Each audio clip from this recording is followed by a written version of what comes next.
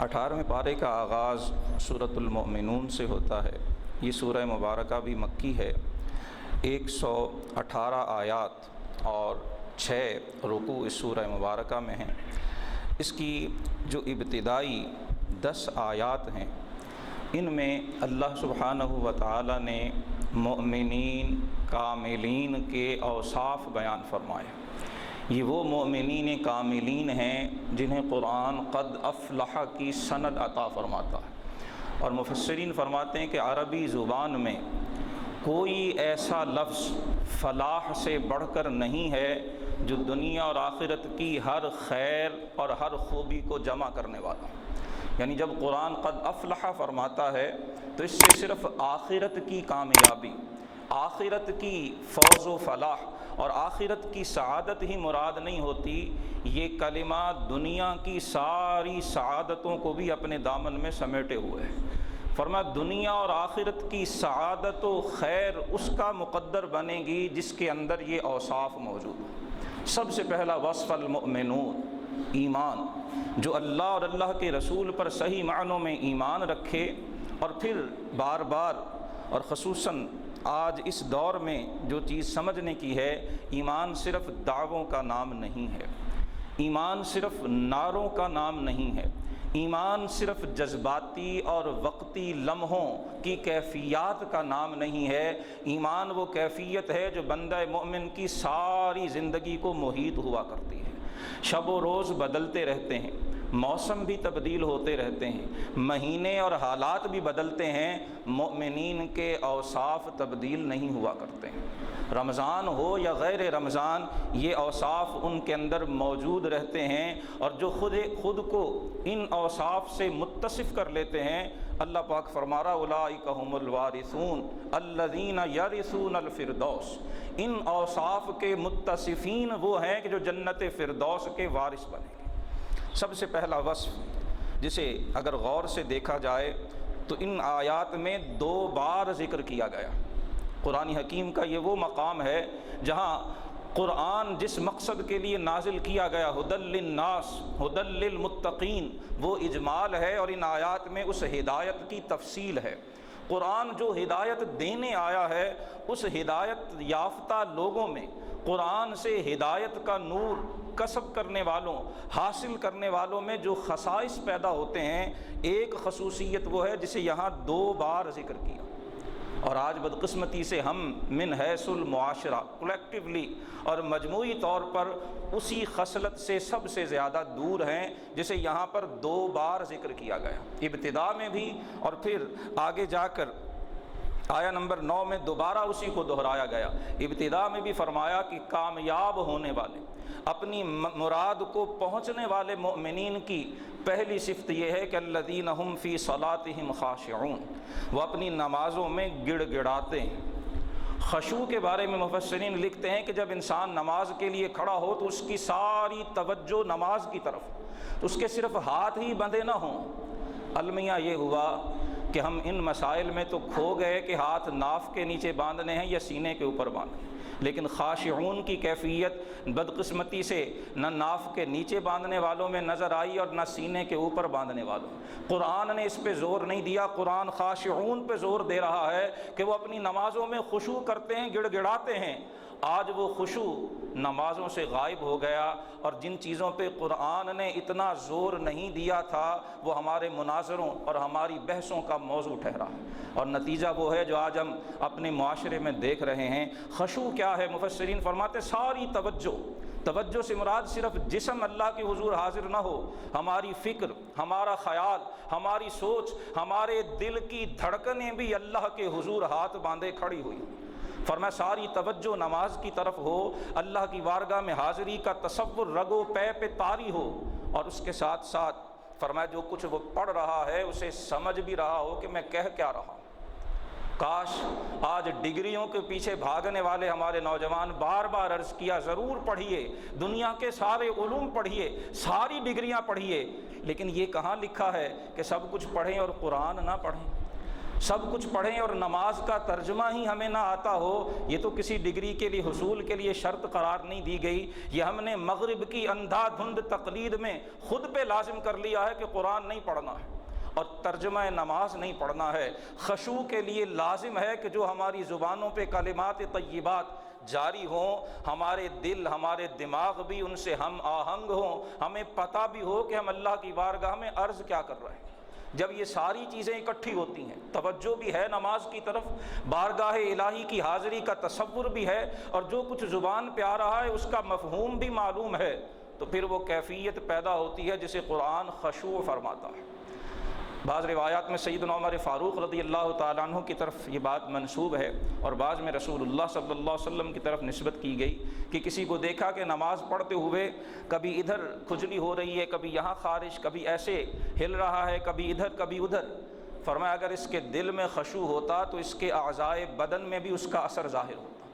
جس شخص کی نماز کا ظاہری پوسچر، کھڑے ہونے بیٹھنے اور رکوع و سجود کی کیفیات جتنی منضبط، جتنی منظم اور جتنی مرتب ہوتی ہیں، یہ علامت ہوتی ہے کہ دل بھی نماز کی طرف متوجہ ہے۔ اور اگر اللہ معاف فرمائے توجہ ساری جیب میں موجود بیل بجنے، میسج آنے، واٹس ایپ آنے اور دوسری چیزوں پہ لگی ہو تو پھر وہ اٹھک بیٹھک، بڑی معذرت کے ساتھ، پھر وہ صرف ہمارا اٹھنا بیٹھنا تو ہو سکتا ہے، وہ خشوع والی نماز نہیں ہے جس کا قرآن ذکر کر رہا ہے۔ اور فلاح کے لیے جو پہلی صفت بیان ہوئی ہے ایمان کے بعد، فرمایا وہ نماز میں گڑ گڑاتے ہیں۔ والذین هم عن اللغو معرضون، اختصار کا وقت ہے، خلاصہ عرض کرنا مقصود ہے، وگرنہ اگر اسلاف کی زندگیاں، ان کا طریقہ، رسول اللہ کی نماز، اللہ اکبر، عرض کی کہ جن باتوں پہ شریعت کو اصرار نہیں تھا ان کو ہم نے مقصد حیات بنا لیا، اور جو مقصد شریعت تھا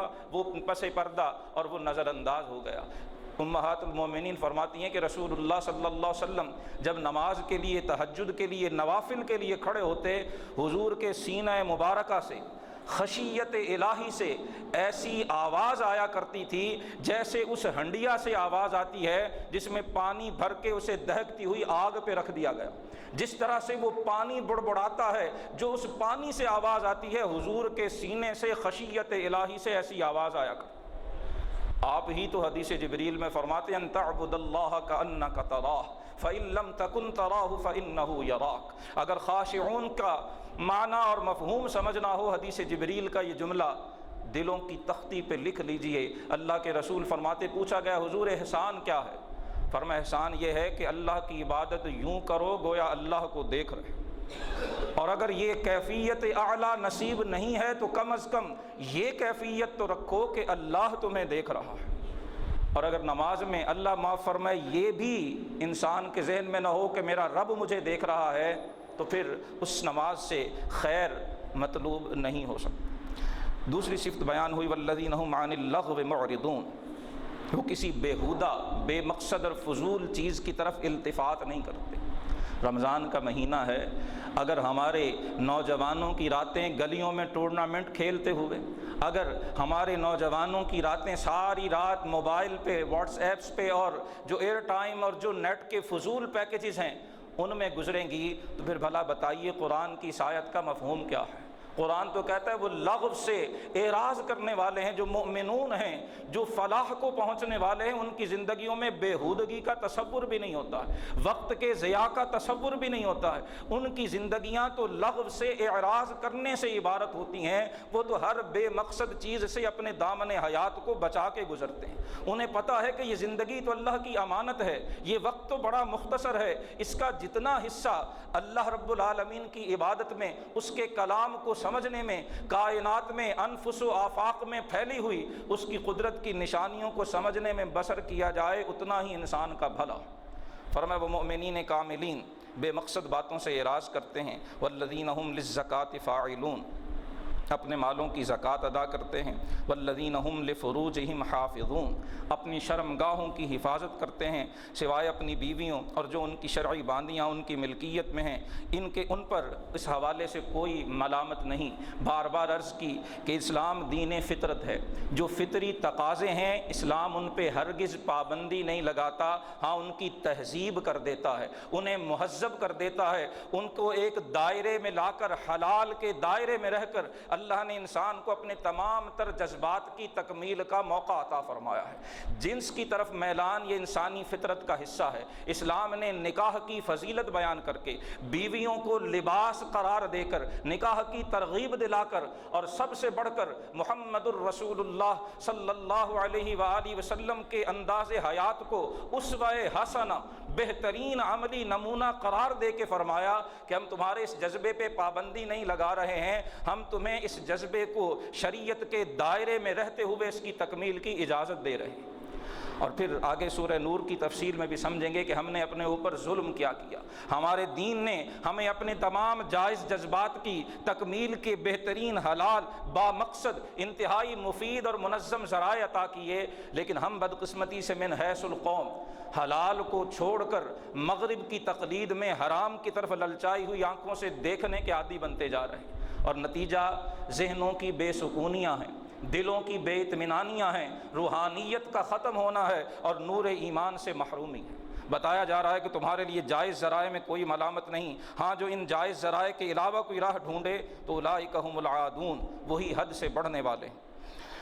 والذین ھم لاماناتہم وعہدہم راعون، وہ اپنی امانتوں اور اپنے وعدوں کی پابندی کرتے ہیں، انہیں پورا کرتے ہیں۔ اور پھر آخر میں والذین ھم علی صلواتہم یحافظون، اور وہ جو اپنی نمازوں کی محافظت کرتے ہیں، ان کا خیال رکھتے ہیں۔ ان بابرکت لمحات میں آپ جتنے بھی میرے بزرگ، میرے بھائی، میرے دوست، بچے بیٹھے ہیں، سب بڑے ذوق سے آپ تہجد سے بیدار ہیں، سحری کی ہے، فجر کی نماز پڑھ چکے، قرآن کی محبت میں بیٹھے ہیں۔ دل پہ ہاتھ رکھ کے سوچیں، اللہ یہ تو نہیں فرما رہا کہ مومن صرف رمضان میں فجر کی نماز پڑھتے ہیں؟ قرآن میں یہ تو نہیں جو فلاح پانے والے مومنین ہیں، کیا ان کی صفت یہ بیان کی جا رہی ہے کہ وہ رمضان کے 29 یا 30 دن تو فجر کی نماز مسجد میں جماعت کے ساتھ پڑھتے ہیں، اور شوال کا چاند نظر آ جائے تو فجر کی نماز سارا سال نہیں پڑھتے ہیں؟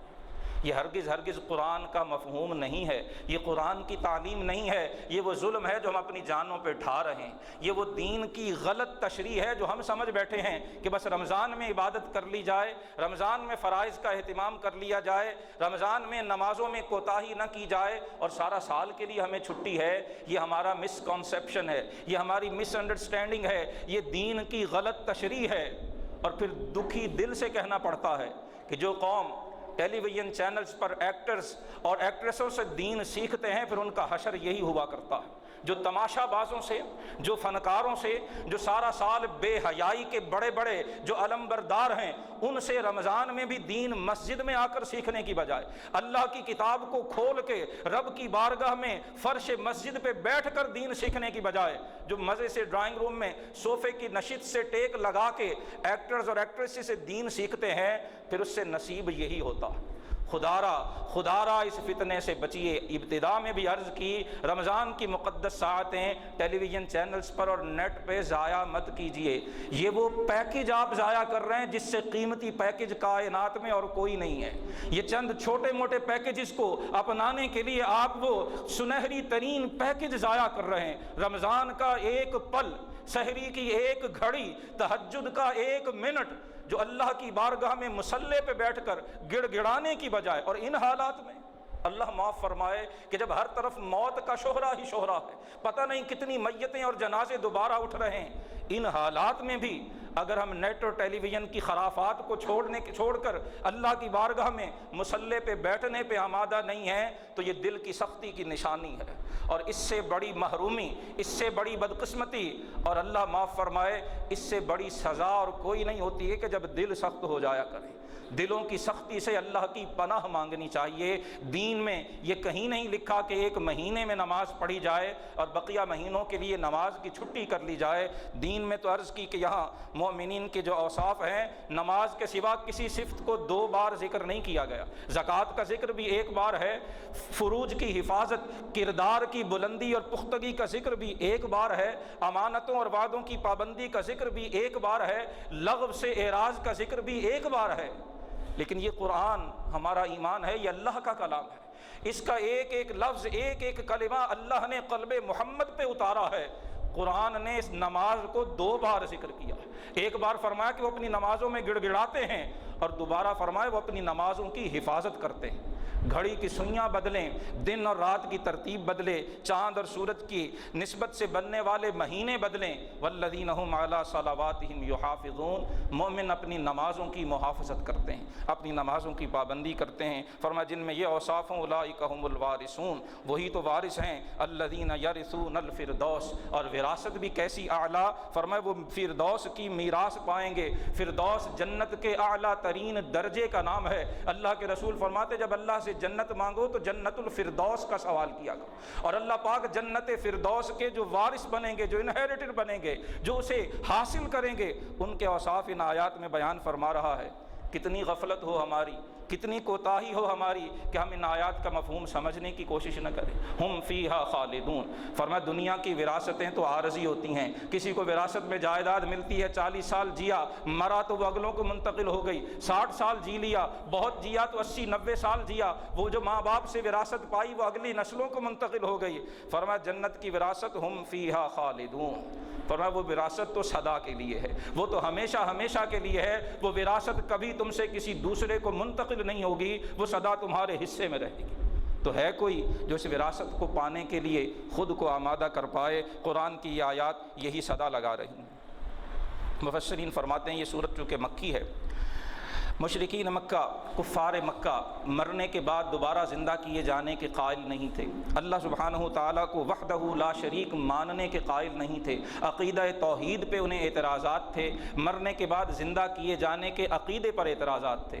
اللہ پاک نے سورت میں بڑی خوبصورتی سے، اور اس خوبصورتی سے جو قرآن ہی کا حصہ ہے، اور جو اس بات کی دلیل ہے کہ یہ کلام الہی ہے، یہ کسی انسان کا کلام نہیں، اللہ نے اپنی قدرت کی رنگینیاں، اپنی قدرت کے کرشمے، اللہ کی وحدانیت کا انکار کرنے والوں اور قیامت کے بعد زندہ کیے جانے کے بارے میں شکوک و شبہات کا شکار ہونے والوں کے سامنے اپنی قدرت کے کرشمے رکھے ہیں۔ فرمایا انسان تو مجھے وحدہ لا شریک ماننے میں ہچکچاتا ہے، تجھے میری قدرت پہ شک ہے کہ میں مرنے کے بعد زندہ کیسے کروں گا؟ کبھی سوچا ہے کہ تو دنیا میں آیا کیسے تھا؟ وَلَقَدْ خَلَقْنَا الْإِنسَانَ مِنْ صُلَالَةٍ مِّن طِينٍ، ہم نے تو تمہیں چنی ہوئی مٹی سے بنایا، ثُمَّ جَعَلْنَاهُ نُطْفَةً فِي قَرَارٍ مَّكِينٍ، تمہاری ماؤں کے رحم میں ایک عرصے کے لیے باپ کی صلب سے نکلے ہوئے نطفے کو ہم نے محفوظ کر دیا، ثم خلقنا النطفة علقہ۔ آج ایمبرالوجی کی جو ہے وہ علم کے اندر، ان کی لیبز کے اندر، لیبارٹریز کے اندر بتایا جاتا ہے کہ جنین کن کن مرحلوں سے گزرتا ہے، لیکن یہ آج 21ویں صدی کی بات ہے۔ 1400 سال پہلے، 1450 سال پہلے اللہ کے رسول مکہ مکرمہ میں، ذرا چشم تصور بند کر کے سوچئے تو صحیح، حضور 1400 سال پہلے اپنی زبان کریم کھولتے ہیں، جناب جبریل کے ذریعے جو کلام الہی قلب محمد پہ نازل ہوتا ہے، حضور اس کی آیات پڑھ کر سنا رہے ہیں، اور ماں کے رحم میں جنین پر جو مرحلے گزرتے ہیں ان سب کی تفصیل بیان کر رہے ہیں۔ اور آج انسانی سائنس کی معراج اور عروج وہ ان سارے مراحل کی تصدیق کرتا ہے جو اللہ کے رسول نے 1400 سال پہلے ارشاد فرمائے، جو اللہ نے 1400 سال پہلے اپنے پاک مقدس و لاریب کلام میں ذکر فرمائے۔ فرمایا پھر ہم اس پانی کی بوند کو خون کی ایک پھٹک بناتے ہیں، پھر اس خون کی پھٹک کو گوشت کی ایک بوٹی بناتے ہیں، پھر گوشت کی اس بوٹی میں ہم ہڈیاں پیدا کرتے ہیں، فَكَسَوْنَا الْعِظَامَ لَحْمًا، فرمایا پھر ان ہڈیوں کے اوپر ہم گوشت کی کھال چڑھاتے ہیں، گوشت کا ایک پرت اس کی چڑھا دیتے ہیں، ثم انشأناہ خلقا آخر، پھر ہم اسے ایک اور صورت میں اٹھان عطا فرماتے ہیں۔ مفسرین فرماتے ہیں انشأناہ خلقا آخر، اس کا ایک معنی یہ بھی ہے کہ انسان کے جسم کو تیار کر کے ہم اسے عقل کی نعمت سے نوازتے ہیں۔ جس عقل و شعور کی نعمت کی بنا پر وہ باقی تمام مخلوق سے افضل اور اعلیٰ بنتا ہے، قرآن نے اسے ثم انشأناہ خلقا آخر سے تعبیر فرمایا اس کا جسم ان مراحل سے گزرتا ہے۔ ہم عقل و شعور کی نعمت بھی جسے قرآن امانت فرماتا ہے، جس کے اٹھانے سے آسمان و زمین اور پہاڑوں تک نے انکار کر دیا تھا، فرمایا ہم وہ امانت بھی اسے سونپتے ہیں۔ فتبارک اللہ احسن الخالقین، فرمایا تو بڑی برکت والا ہے اللہ جو سب سے بہتر بنانے والا ہے۔ فرمایا تم اللہ کی قدرت میں ابھی بھی شک کرتے ہو جبکہ اس رب نے تمہیں پانی کی ایک بوند سے پیدا فرمایا۔ ثم انکم بعد ذلک لمیتون، فرمایا جسم ہم نے تمہیں دیا، یہ ساری جسمانی، فکری، شعوری صلاحیتیں بھی دی، لیکن اس کے بعد پھر تم نے مرنا ہے۔ ثم انکم یوم القیامت تبعثون، زندگی کا خلاصہ یہی ہے، ہم یہاں آ گئے، کھایا پیا، نعمتیں استعمال کی، لیکن سدا رہنے کے لیے نہیں آئے۔ قرآن کہتا ہے ثم انکم بعد ذلک لمیتون، تم امیر ہو یا غریب، تم پڑھے لکھے ہو یا جاہل، تم دنیا کے کسی بہت بڑے شہر میں رہنے والے ہو یا کسی دور دراز کی گمنام بستی کے مکین ہو، ثم انکم بعد ذلک لمیتون، تم نے کیا کیا مال بنایا، جائیداد بنائی، دولت کمائی، ڈگریاں حاصل کی، عہدے لیے، دنیا کے اندر اپنی شہرت کمائی، جو کچھ بھی کیا، ثم انکم بعد ذلک لمیتون، پھر مرنا ہے اور مر کے معاملہ ختم نہیں ہوگا۔ ثم انکم یوم القیامت تبعثون، پھر تم نے قیامت کے دن دوبارہ زندہ کیا جانا ہے اور جو اس دنیا میں کیا ہے اس کا حساب و کتاب دینا۔ اگلی آیات میں آسمانوں کی نشانیوں کا ذکر ہوا، ہم نے تمہارے اوپر 7 آسمان بھی بنائے اور پھر انہیں آسمانوں سے ہم نے پانی بھی اتارا، فاسکناہ فی الارض، فرمایا ہم نے پانی اتارا بھی اور پانی کو زمین کے اندر ٹھہرا بھی دیا۔ بارش کی مثال اور بارش کی نعمت کو قرآن بار بار ذکر کرتا ہے، لیکن یہاں سورۃ المؤمنون کی آیہ نمبر 18 میں بالخصوص فرمایا کہ بارش کا پانی جیسے کھیتیوں کو سیراب کرتا ہے اور پھر وہ ضائع نہیں ہوتا، ہم نے زمین کو یہ ہدایت کی ہوئی ہے کہ زمین اسے اپنے سینے میں جگہ دے لیتی ہے۔ اسکناہ فی الارض، اللہ پاک زمین کے پانی چوس کر اپنے اندر ذخیرہ کرنے کو اپنی قدرت کی نشانی قرار دے کے اپنی طرف منسوب کر رہا ہے۔ فرمایا یہ ہم ہیں کہ اس برسنے والی پانی کی بوندوں کو تمہارے لیے زمین میں محفوظ کر دیتے ہیں۔ تم موٹریں لگا کے، تم ٹیوب ویل لگا کے، تم طرح طرح کے طریقوں سے جو ہماری بخشی ہوئی عقل سے تم سیکھتے ہو، فرمایا پھر اس پانی کو جب چاہتے ہو، جہاں چاہتے ہو استعمال کرتے ہو۔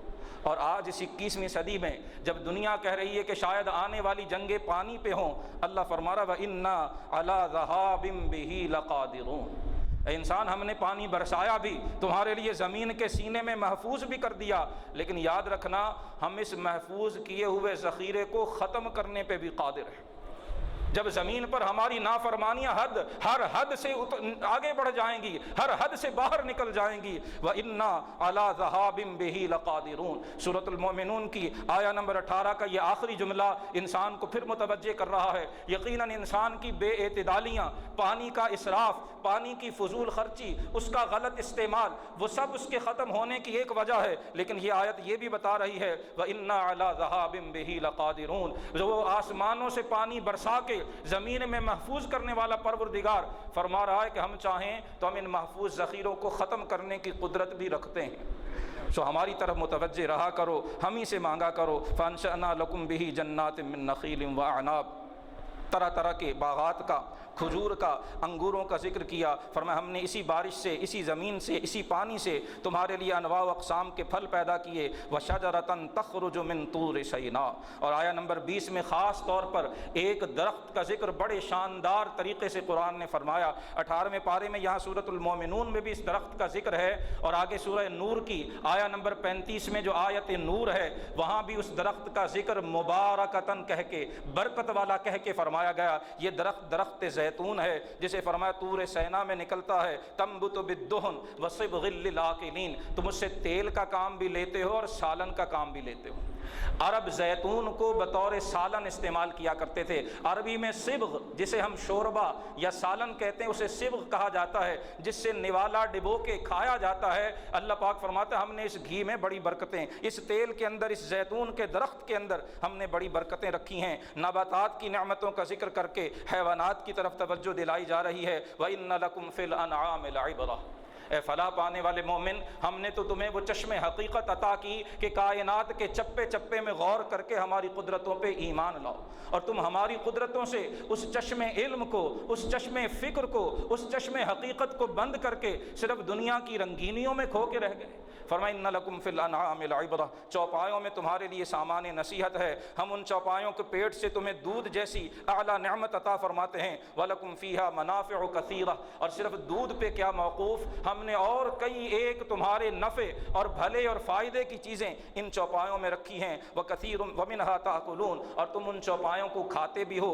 بطور گوشت بھی استعمال کرتے ہو۔ وَعَلَيْهَا وَعَلَى الْفُلْكِ تُحْمَلُونَ، اور فرمایا صرف دودھ نہیں، صرف دیگر منافع کھانے پینے والے نہیں، یہ جانور تمہاری بار برداری کے کام آتے ہیں، تمہاری ایک جگہ سے دوسری جگہ منتقلی اور سامان کی حمل و نقل کا کام دیتے ہیں۔ اور صرف یہی چوپائے نہیں، وَعَلَى الْفُلْكِ تُحْمَلُونَ، سمندر کے سینے پر بڑی بڑی کشتیوں میں اپنی بار برداری اور اپنے سامان کو دنیا کے ایک کونے سے دوسرے کونے تک لے جانے کی نعمت یہ بھی ہم نے تمہیں بخشی ہے۔ فرمایا ان چوپایوں اور کشتیوں پر تمہیں سوار کیا جاتا۔ دوسرے رکوع میں جناب نوح علیہ السلام کا ذکر ہے۔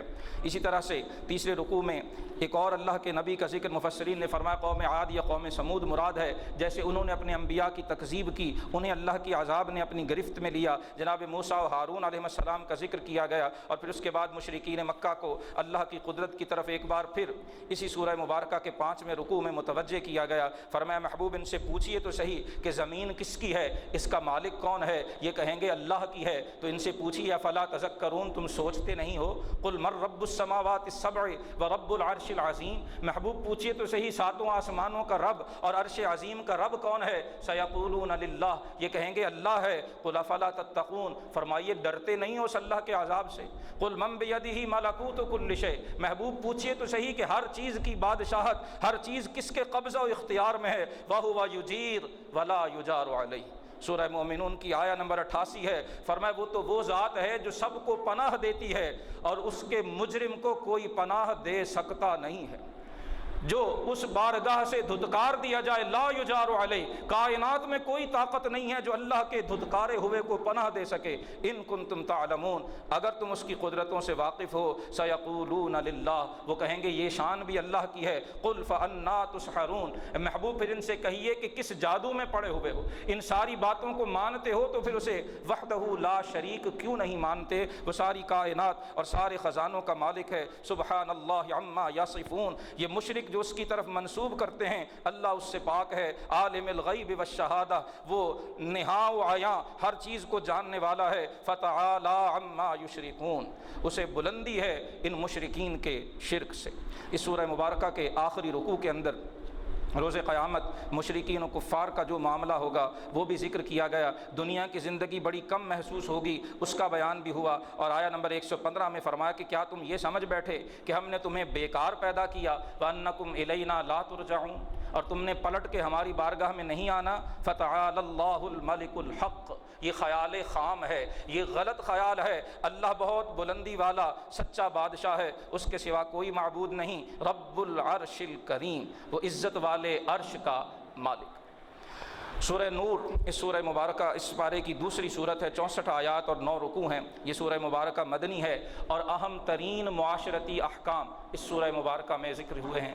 زنا کی سزا بیان کی گئی، جھوٹی تہمت لگانے کی سزا اس سورہ مبارکہ میں بیان کی گئی۔ میاں بیوی میں اگر ایک دوسرے کے کردار کے بارے میں شکوک و شبہات پیدا ہو جائیں، ایک دوسرے پر جو ہے وہ بد امنی اور ایک دوسرے پر جو ہے وہ اعتماد مجروح ہو جائے، اس کی صورت کیا ہوگی؟ لعان کا حکم اسی سورہ مبارکہ میں تفصیل سے ذکر کیا گیا۔ اور اس کے دوسرے رکوع میں رسول اللہ کی حیات مبارکہ کا وہ اہم ترین اور دردناک واقعہ بیان ہوا جس میں منافقین نے رسول اللہ صلی اللہ علیہ وآلہ وسلم کی مقدس زوجہ مطہرہ، مؤمنوں کی ماں، صدیقہ بنت صدیق، ام المومنین حضرت سیدہ طیبہ طاہرہ عائشہ صدیقہ بنت صدیق رضی اللہ تعالی عنہا کے دامن عفت و عصمت پر تہمت لگانے کی ناپاک جسارت کی۔ مفسرین نے لکھا ہے کہ غزوہ بنو مستلق، جو مفسرین کے بقول 6 ہجری میں پیش آیا، اس سے واپسی پر یہ معاملہ درپیش ہوا۔ منافقین جھنجھلائے ہوئے تھے، مسلمانوں کی دن بدن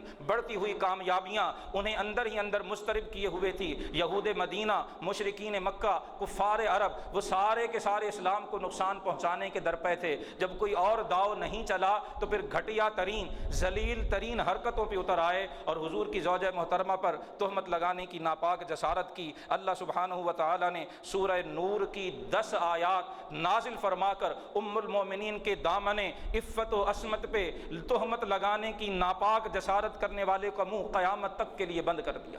جب تک دنیا قائم ہے، جب تک اللہ کی مسجدیں قائم ہیں، جب تک ان میں نماز پڑھی جاتی رہے گی، جب تک قرآن کی تلاوت ہوتی رہے گی، ام المومنین کی عزت و عصمت کا اعلان نماز میں ہوتا رہے گا۔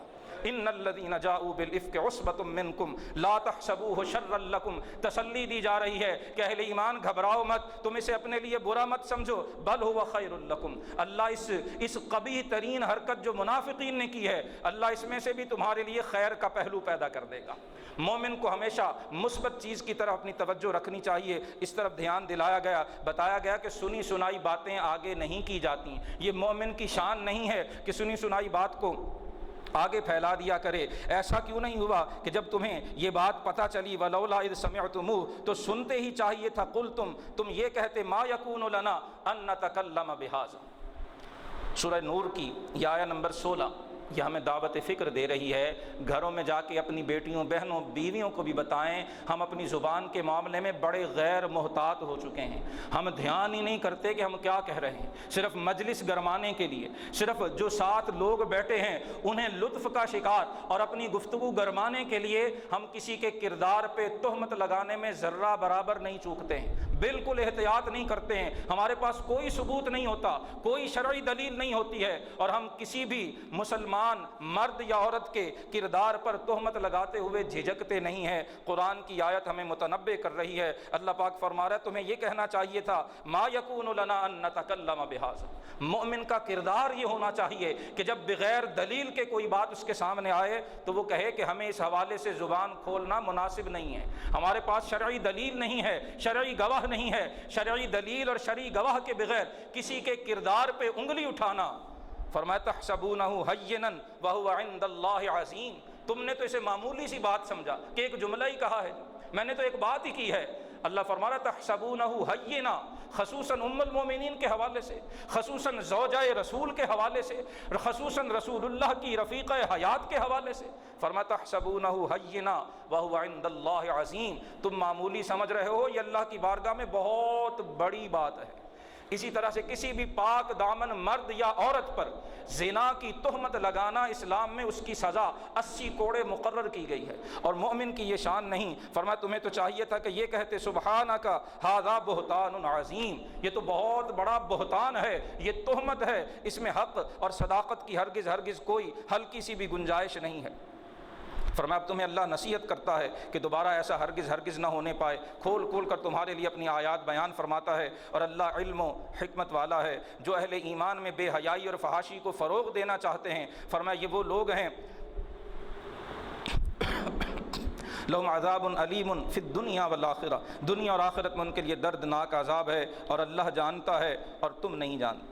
اسی واقعہ افک میں مصطح بن اساسہ جو حضرت ابوبکر صدیق کے رشتہ دار تھے اور انتہائی فقیر اور درماندہ تھے، معاشی طور پر کمزور تھے، حضرت ابوبکر ان کے تمام اخراجات کے کفیل تھے۔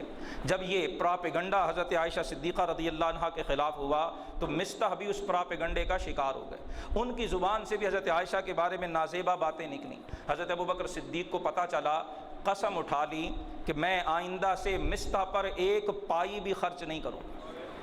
دل پہ ہاتھ رکھ کے سوچنے اور سمجھنے والا یہ واقعہ، وقت اگرچہ کافی ہو چکا لیکن ہماری جو معاشرتی خرابیاں ہیں ان کے حوالے سے یہ بڑی قیمتی نصیحت ہے جو اللہ نے اس سورت کی آیہ نمبر 22 میں فرمائی۔ حضرت ابوبکر صدیق ہیں، رشتہ دار ہے، اس کے تمام اخراجات کے کفیل آپ ہیں، اور تہمت بھی کس پہ لگائی جا رہی ہے؟ سب کی بیٹیاں عزتوں والی ہیں، اللہ سب کی بیٹیوں کی عزت کی حفاظت فرمائے، ہر مسلمان بہن بیٹی قابل عزت و آبرو ہے، لیکن عائشہ صدیقہ زوجہ رسول، رفیقہ حیات، صحیح بخاری کی حدیث کے مطابق جن کی تصویر جنت کے ریشم کے ٹکڑے پر جناب جبریل لا کر رسول اللہ کو دکھا رہے ہیں۔ ابو بکر صدیق کی وہ صاحبزادی جنہیں اللہ نے رسول اللہ کی زوجہ محترمہ ہونے کا شرف عطا فرمایا، ان کی عزت و آبرو ساری کائنات کی بیٹیوں کی عزت و آبرو سے بڑھ کر ام المومنین کی عزت و آبرو ہے۔ اس پہ حرف اٹھایا گیا، حرف گیری ہوئی، اور مستح وہ رشتہ دار جس کے سارے اخراجات حضرت ابوبکر صدیق اٹھاتے ہیں وہ کر رہے ہیں۔ حضرت ابوبکر صدیق نے گالی نہیں دی، آپ کی شان اس سے بہت بلند ہے، مارا پیٹا نہیں، کچھ نہیں، صرف یہ کہا کہ میں جو اخراجات دیتا تھا میں قسم اٹھاتا ہوں آئندہ سے ایک پائی بھی اس پہ خرچ نہیں کروں گا۔ حضرت ابوبکر صدیق قسم اٹھاتے ہیں۔ اللہ پاک سورہ نور کی آیہ نمبر 22 نازل فرماتا ہے وَلَا يَأْتَلِ أُولُو الْفَضْلِ مِنْكُمْ وَالسَّعَةِ أَنْ يُؤْتُوا أُولِي الْقُرْبَى وَالْمَسَاكِينِ وَالْمُهَاجِرِينَ فِي سَبِيلِ اللَّهِ وَلْيَعْفُوا وَلْيَصْفَحُوا۔ فرمایا جو انہوں نے کیا وہ ان کا ظرف اور ان کا کام تھا، لیکن جو اہل فضیلت ہیں، جو تم میں سے فضل والے وسعت والے ہیں، ان کے لیے یہ شایع نہیں، یہ مناسب نہیں کہ وہ یہ قسم اٹھا لیں کہ وہ قریبی رشتہ داروں پہ خرچ نہیں کریں گے، وہ مسکینوں پہ خرچ نہیں کریں گے، وہ اللہ کی راہ میں ہجرت کرنے والوں پہ خرچ نہیں کریں گے۔ وَلْيَعْفُوا وَلْيَصْفَحُوا، فرمایا چاہیے کہ وہ معاف کر دیں اور درگزر کر دیں۔ أَلَا تُحِبُّونَ أَن يَغْفِرَ اللَّهُ لَكُمْ، کیا تمہیں یہ پسند نہیں کہ اللہ تمہیں بخش دے؟ واللہ غفور الرحیم، اور اللہ بخشنے والا مہربان ہے۔ آیت اترتی ہے، رسول اللہ صلی اللہ علیہ وسلم جناب ابوبکر صدیق کو بلاتے ہیں، آیت پڑھ کر سناتے ہیں، حضرت ابوبکر صدیق گھٹنوں کے بل کھڑے ہو جاتے ہیں جب یہ سنتے ہیں الا تحبون ان یغفر اللہ لکم، کیا تمہیں یہ پسند نہیں کہ اللہ تمہیں بخش دے؟ حضرت ابوبکر صدیق گھٹنوں کے بل کھڑے ہو کے عرض کرتے بلا یا رسول اللہ، اللہ کے رسول کیوں نہیں، حضور مجھے یہ پسند ہے کہ میرا رب مجھے بخش دے۔ فرمایا جیسے میں پہلے مستح پہ خرچ کرتا تھا، اس واقعہ افک کے بعد بھی اسی طرح سے خرچ کرتا رہوں گا جیسے پہلے خرچ کرتا تھا۔ رشتہ دار زیادتیاں کرتے ہیں، ان کی طرف سے بعض اوقات حدود سے تجاوز بھی ہوتا ہے، اور ان کی کہی ہوئی باتیں بعض اوقات دل پر بڑا گہرا زخم بھی لگاتی ہیں۔ قرآن جس مومن کو دیکھنا چاہتا ہے، جو مومنانہ کردار ہمارے سامنے پیش کر رہا ہے، فرمایا رشتہ دار اگر غریب ہیں، ان کی زبانوں کے زخموں سے اگرچہ تمہارا دل زخمی ہی کیوں نہ ہو، الا تحبون ان یغفر اللہ لکم، ان غریب رشتہ داروں کی زبان درازیاں اس لیے معاف کر دیا کرو کہ اللہ تمہارے گناہوں کو معاف کر دے۔ میرے ابو بکر صدیق کے اسوہ کو اپنے سامنے رکھو اور غریب رشتہ داروں پہ مال خرچ کرتے رہا کرو، ان کی زبان درازیوں کو نہ دیکھا کرو، ان کے رویوں کو نہ دیکھا کرو، ان کے اپنے ساتھ میل ملاپ کو مت دیکھا کرو، تم رضا الہی کے لیے خرچ کرتے رہو، وہ مولا تمہیں عطا فرماتا رہے گا۔ قرآن ایسا مومن دیکھنا چاہتا ہے جس کا ذکر یہاں کیا گیا۔ پاک دامن خواتین و مردوں پر تہمت لگانے والوں کو لعنوا فی الدنیا والآخرہ، فرمایا دنیا اور آخرت میں ان پر لعنت کی گئی ہے۔ جو کسی پر بغیر دلیل کے اور بغیر گواہ کے تہمت لگاتے ہیں، وہ کوئی بھی ہو، انہیں غور کرنا چاہیے، اللہ نے ان پر لعنت فرمائی ہے، اور فرمایا روز حشر ان کی اپنی زبانیں، ان کے ہاتھ اور ان کے پاؤں گواہی دیں گے جو یہ دنیا میں کرتے رہے، اور پھر انہیں ان کے اعمال کا پورا بدلہ دیا جائے گا۔ گھروں میں داخل ہونے کے آداب